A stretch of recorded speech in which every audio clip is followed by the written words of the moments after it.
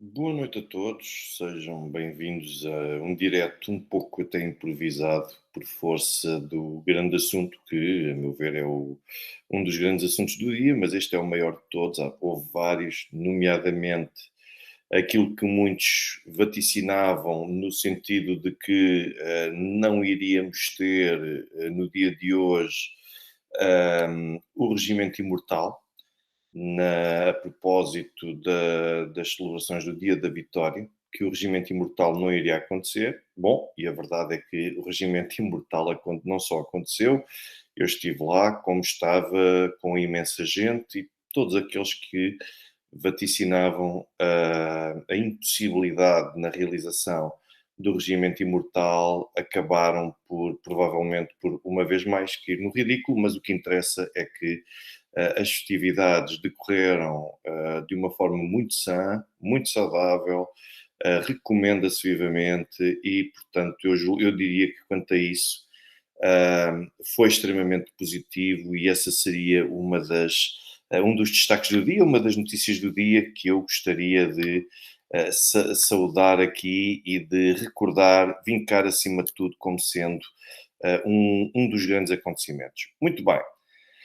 O outro acontecimento, todavia, diz respeito à questão de uma boa noite desde já a todos aqueles presentes, a todos aqueles que forem entrando e que estiverem a assistir, seja do Brasil, seja de Portugal, senhora Ana Tércia Pedroso, senhor Gonçalo Borrego, senhor Filipe Miguel, também senhor Sousa Pontes, senhora Maria Simões, senhor Carlos Santos, todos aqueles que estão sempre aqui presentes, eu aproveito e saúdo-vos a todos e mesmo aqueles que vierem assistir depois, também numa outra altura. Portanto, mas a grande notícia diz respeito ao facto de Sergei Shoigu não ter sido reconduzido como Ministro da Defesa e, por outro lado, ter sido apontado por Vladimir Putin o nome de Andrei Belousov para o cargo de Ministro da Defesa.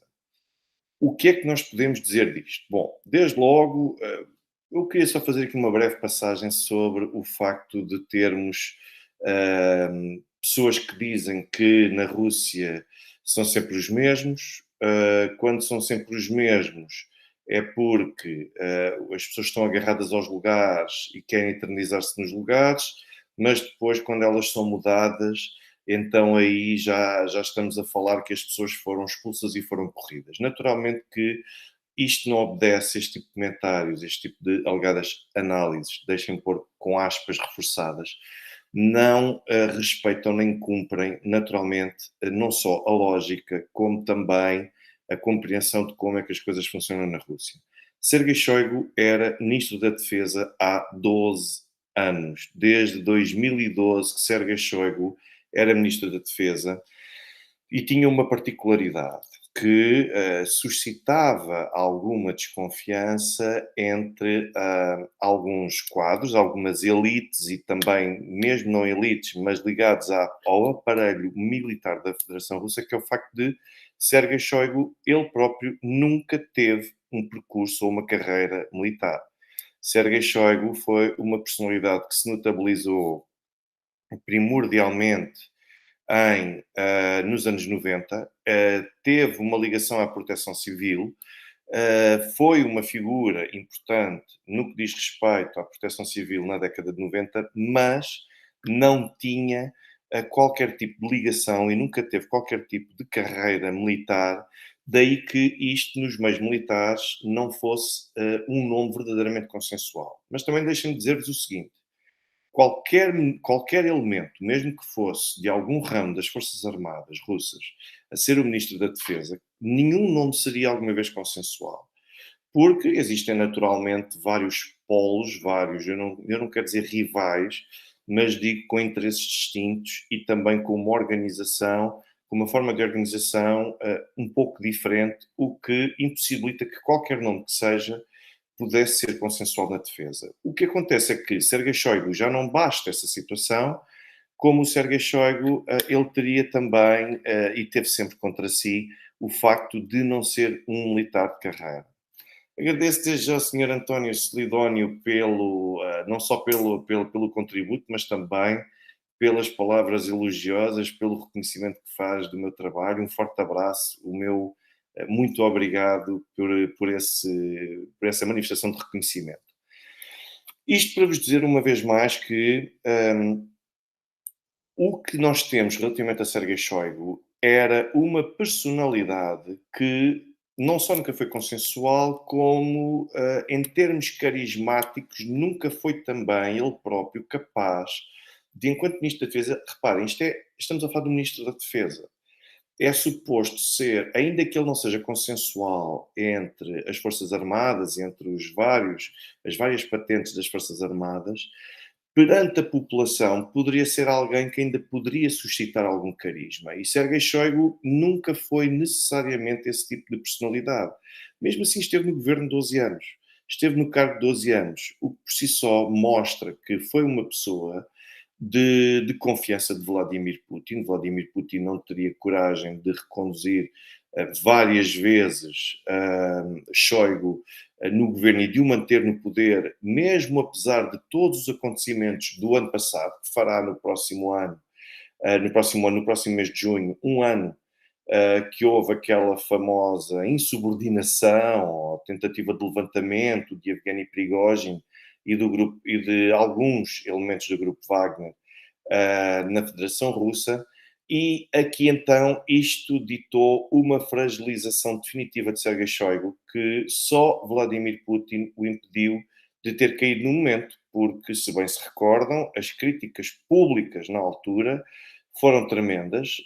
Na altura foi muito fácil até de polarizar a questão relacionada com Sergei Shoigu enquanto Ministro da Defesa, e isso por si só, na altura, deixou basicamente ligado apenas às máquinas por alguns fios, ligados através de alguns fios à vida enquanto Ministro da Defesa.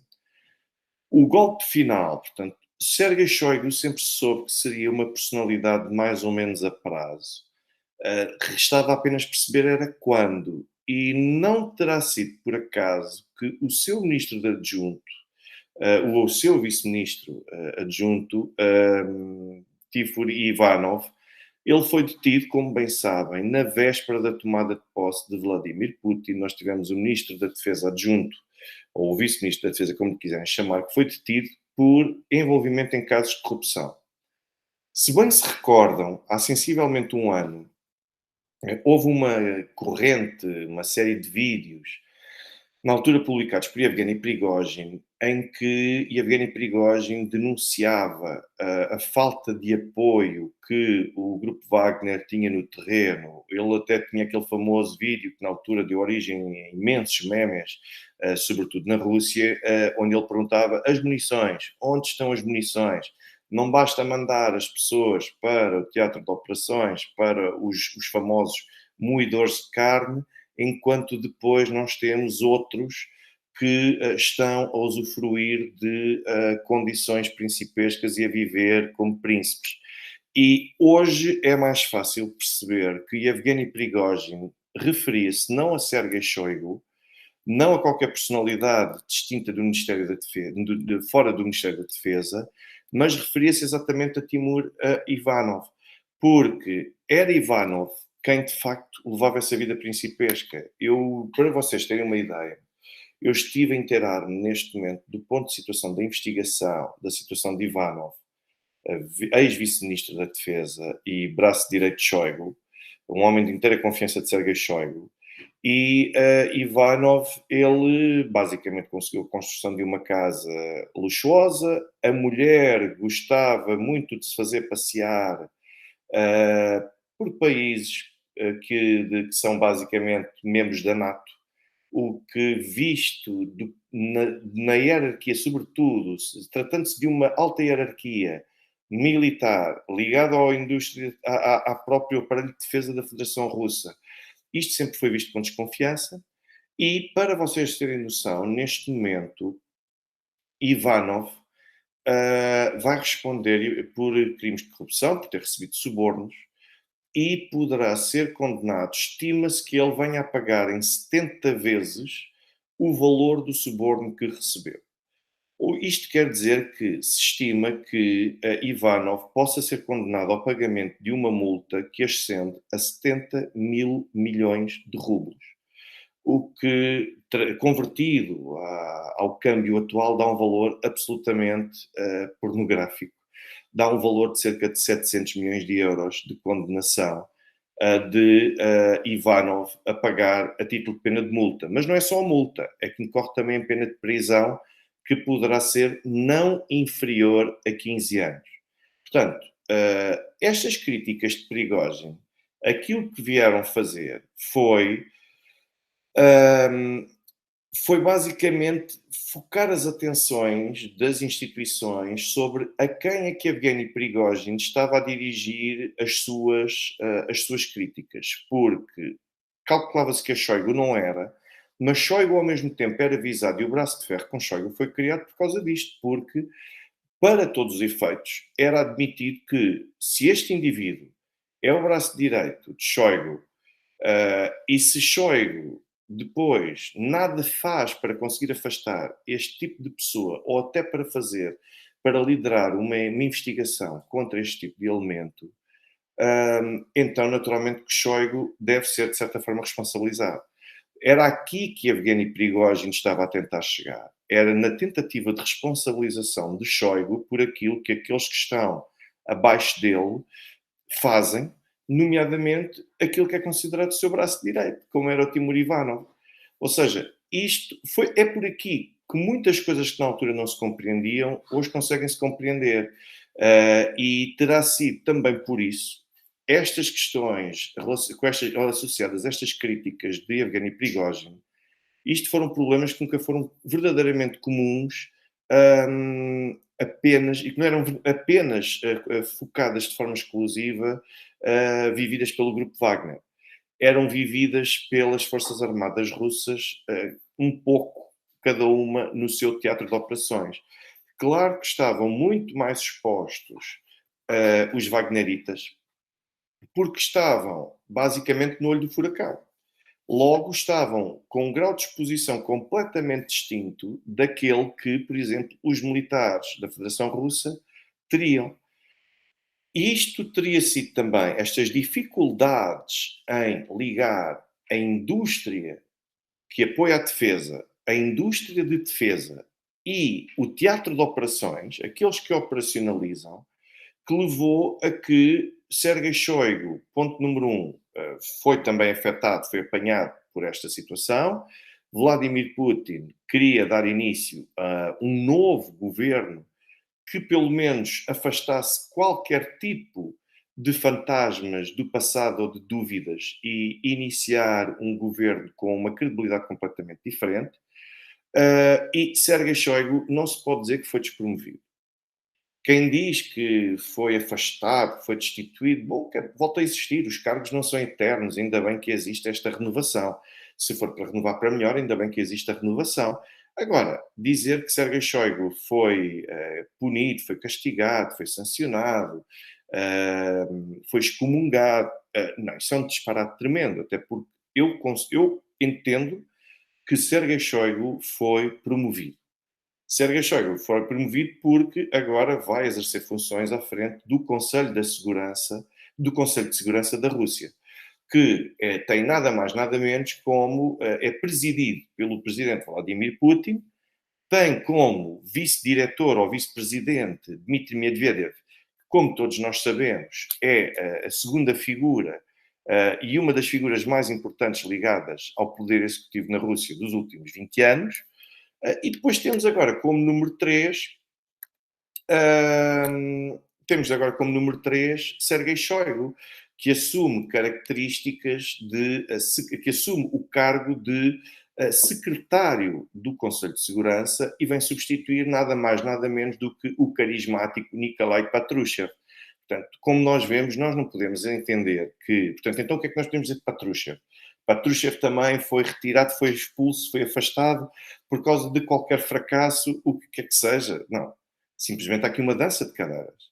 Patrushev vai saber muito brevemente qual vai ser o cargo ao qual vai ser indicado, Mas quando temos Vladimir Putin a liderar uma organização, temos Dmitry Medvedev como adjunto de Vladimir Putin, e depois temos como número 3 Sergei Shoigu, eu peço imensa desculpa, mas alguém que queira assumir que Sergei Shoigu não foi promovido, não faz a mínima noção do que é o Conselho de Segurança da Federação Russa, mas eu passo ainda assim a explicar que o Conselho de Segurança foi um órgão constitucional criado não há muito tempo, numa das últimas revisões constitucionais, e que veio criar um órgão consultivo do presidente da Federação Russa em matéria de segurança nacional e também em assuntos de interesse estratégico. Ou seja, é um órgão que concentra os principais elementos do Estado, não só ligados às agências de segurança, às agências de defesa, como também a um conjunto de outras instituições e organismos, mas é basicamente o órgão que está criado para pensar a defesa e para pensar a segurança interna, e neste caso também externa, quando pensamos na vocação da defesa, que acaba também por vir assumir que Sergei Shoigu foi despromovido, foi afastado e que não foi promovido, quando na verdade até progrediu um patamar, na minha opinião. Quer dizer, é uma pura falta de noção sobre aquilo que é este órgão e, ao mesmo tempo, os poderes que este órgão pode ter, porque, embora seja um órgão consultivo, a partir do momento em que é presidido pelo presidente da Federação Russa, quer dizer, acaba por ser um órgão consultivo com poderes vinculativos. É tão simples quanto isso. Por isso, termos esta pessoa aqui com o número 3 é também, e tem de ser interpretado como uma forma de querer tirar Schäuble de algo, de um fenómeno que foi extremamente controverso e polémico nos últimos tempos, que foi a prisão do seu braço direito, por casos de corrupção e suborno, mas, e por outro lado, como Vladimir Putin querer mostrar que o próprio Shoigu é uma personalidade que não deve ser contaminada por aquilo que o seu adjunto fez, que aquilo que o seu vice-ministro fez. Daí que tenha direito e tenha lugar a um cargo desta natureza. Faça toda a experiência acumulada, Sergei Shoigu acaba naturalmente por ser a figura número 3 em matéria de política de defesa externa e também defesa interna. E agora perguntam vocês, então, e o Andrei Belousov, como é que ele aparece aqui como Ministro da Defesa? Digo-vos já uma coisa. Ponto número um. Andrei Belousov tem vasta experiência governativa, mas tem todo o percurso de vida dele, desde o mundo académico até ao momento em que chega a Ministro da Defesa, todo ele é enquanto economista. Estamos a colocar aqui um economista à frente do Ministério da Defesa. Carreira militar, zero. E com uma agravante face a Shoigu, é que nem sequer tem um caminho ligado a forças e serviços de segurança. Ou seja, está completamente à margem daquilo que é esta realidade operacional da defesa. Qual é a grande diferença e em que é que Belousov se pode aqui destacar? E qual é a razão pela qual Belousov, um economista, um tecnocrata, acaba por ser nomeado para Ministro da Defesa? Que não é vice-ministro, é Ministro da Defesa. Qual é a razão de ser? A razão de ser é muito simples. É que, como eu referi há pouco, as queixas de Evgeny Prigozhin, quando ainda estava à frente do Grupo Wagner, bem como várias queixas em termos de fornecimento logístico, de logística, o que diz desde mantimentos, armamento, tudo o que seja necessário para que a Federação Russa possa estar presente no terreno do ponto de vista militar, tudo isso era entendido como um ponto crítico. Ou seja, era como se existisse, de um lado, os militares, de um lado tínhamos as indústrias que apoiam e concedem esse apoio, e depois tínhamos todo um vazio que falta fazer a ligação. Imaginem uma equipa de futebol em que temos o guarda-redes e temos a defesa e depois temos os avançados. E faltam os jogadores de meio campo para conseguirem fazer a ligação de jogo e fazer com que tudo flua na frente de ataque. E basicamente sempre faltou esta linha intermédia para fazer a ligação e para fazer confluir tudo. O que é que nós podemos interpretar daqui? É que com Belarusov o objetivo é reduzir claramente estas diferenças que existem entre as várias indústrias que dão apoio ah, à linha da frente, que dão apoio a tudo aquilo que está ligado ao Ministério da Defesa e deixar para que os operacionais resolvam no terreno. Nós aqui em Portugal temos muito o hábito de olhar, quer dizer, não é um mal, é uma forma diferente de se fazerem as coisas. Não só em Portugal, como no resto da Europa e no mundo ocidental, eu diria até que um pouco por todo o mundo, é esta necessidade, às vezes, de colocar como ministro da Defesa pessoas com experiência militar, o que não significa que tenham de ser pessoas que tenham simplesmente ido à tropa, como o atual Ministro da Defesa, e que depois vem falar do Tratado do Atlântico Norte e coisas assim, aí tem de olhar para a cábula para ver que existe um artigo 5º que lhe diz, enfim, mas normalmente o Ministro da Defesa é realmente responsável por tudo o que englobe os assuntos relacionados com a defesa, o que inclui também intervenções no plano operacional. Qual é a questão aqui? É que na Rússia nós temos uma perspectiva um pouco diferente. Nós temos os membros do governo, que são os concretizadores, aqueles que vão concretizar e prosseguir uma estratégia definida inicialmente pelo presidente, em parceria também com o primeiro-ministro, e depois com estes organismos todos, como o Conselho de Segurança, no caso da Defesa, e com um conjunto de outros, basicamente os ministros tentam fazer com que aconteça e com que seja criar as condições para que depois os generais, para que depois os chefes de Estado-Maior da Defesa e dos vários ramos da Defesa possam concretizar e fazer acontecer. Ou seja, um ministro da Defesa não tem de estar verdadeiramente preparado com a estratégia militar, porque isso é deixado na Rússia para quem verdadeiramente percebe do assunto, que são os generais, são os chefes de Estado-Maior e por aí fora. O que acontece aqui é que, se vocês forem reparar, todos os comandantes, todas as lideranças que têm estado à frente da Operação Militar Especial, essas não foram mexidas, essas não foram alteradas. Aquilo que foi alterado foi apenas ao nível ministerial, sendo que os russos têm uma perspectiva, como eu referi, diferente sobre qual é o papel que o Ministro da Defesa deve ter.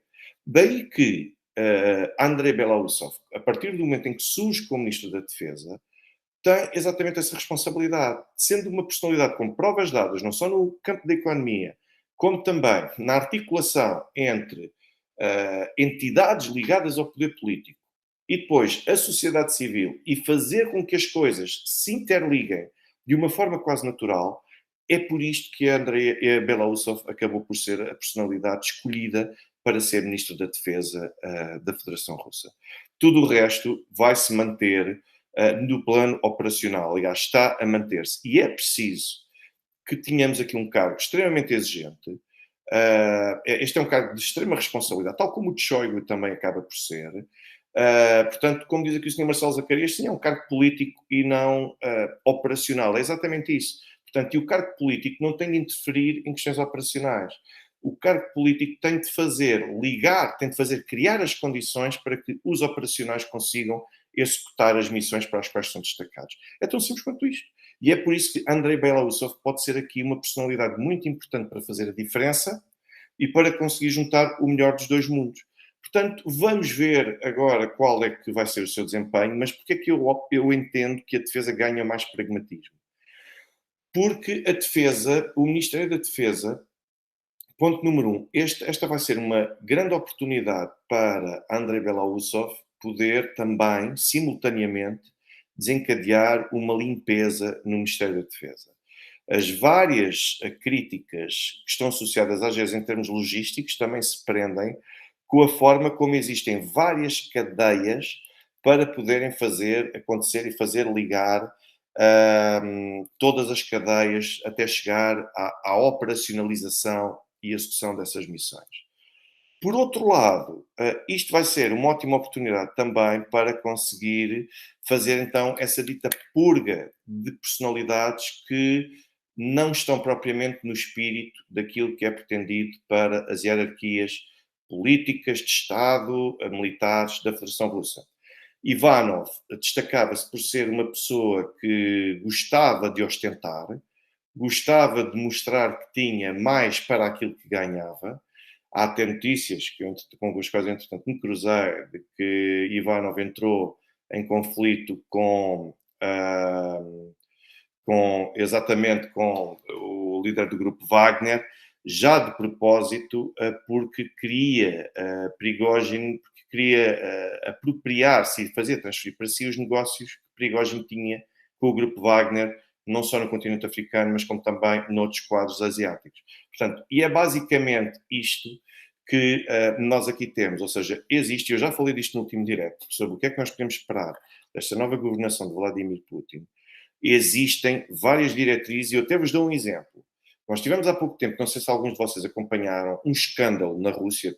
Eu, quando estive lá, agora há 2 meses, apanhei já uma fase, não digo avançada, mas já não tinha rebentado esse escândalo, com uma festa que foi realizada e que foi realizada em que todos os participantes basicamente eram personalidades da alta sociedade, ligadas ao mundo da cultura, ligados ao mundo empresarial e participaram em festas todos nus e com máscaras e tudo mais. Isto na altura foi um grande escândalo. Porquê?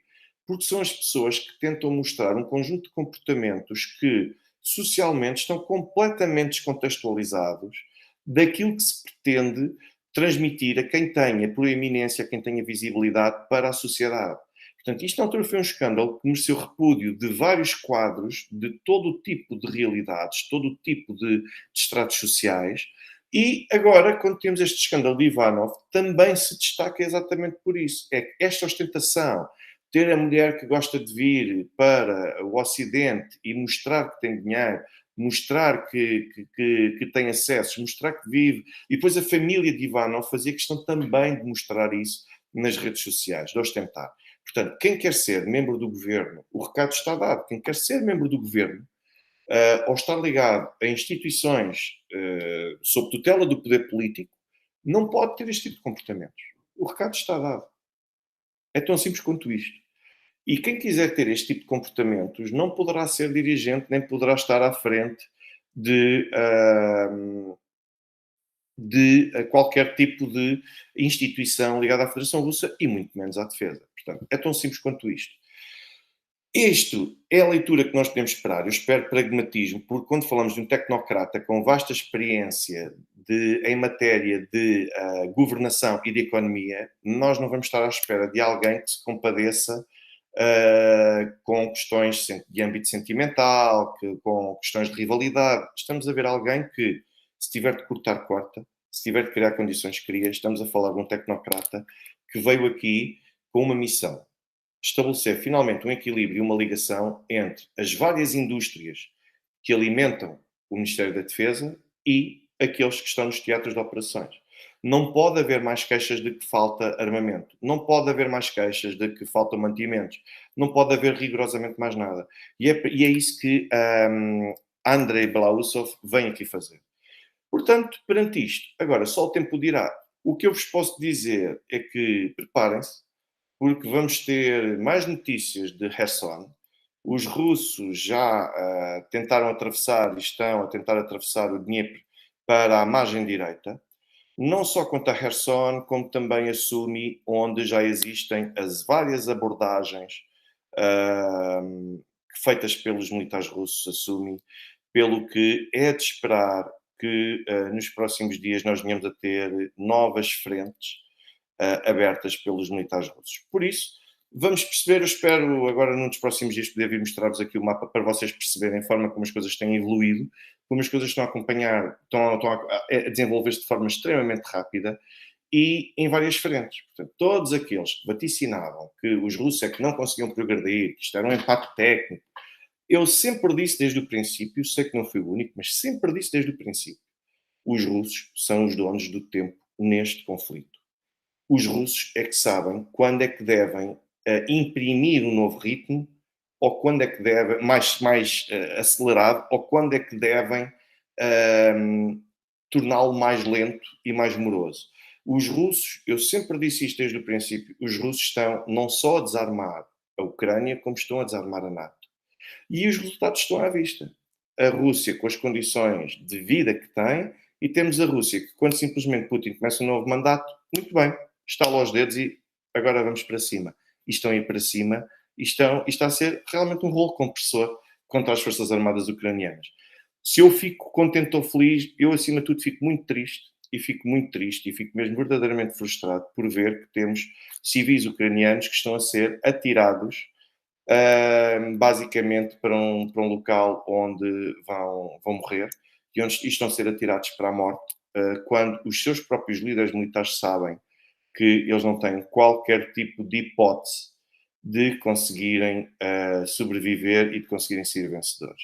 Portanto, isto, a meu ver, há muito tempo chegou a um ponto em que já estamos perante crimes de guerra cometidos pelas Forças Armadas ucranianas, pelas altas patentes das Forças Armadas ucranianas, e eu também não tenho qualquer tipo de dificuldade em afirmar aqui que muitos deles, não serão todos, mas muitos deles vão responder por isto mesmo, mais tarde ou mais cedo, porque a Rússia vai fazer esses julgamentos. Portanto, isto não é uma fezada, isto não é uma crença, isto não é estar aqui como se fosse uma claque. Isto são factos, isto é evidência. É assim que as coisas vão acontecer. Perante isto, eu agradeço a todos aqueles que estiveram aqui presentes. Faço desde já o meu muito obrigado a todos aqueles que continuam a acompanhar. Não deixem de colocar o vosso gosto, não deixem de colocar o vosso like, não deixem de partilhar também os vídeos, de partilhar o canal e no mais, já sabem, vamos estando sempre juntos e eu espero cada vez mais poder trazer-vos informação atualizada sobre aquilo com que podem contar, não só desta frente, como também de muitas outras.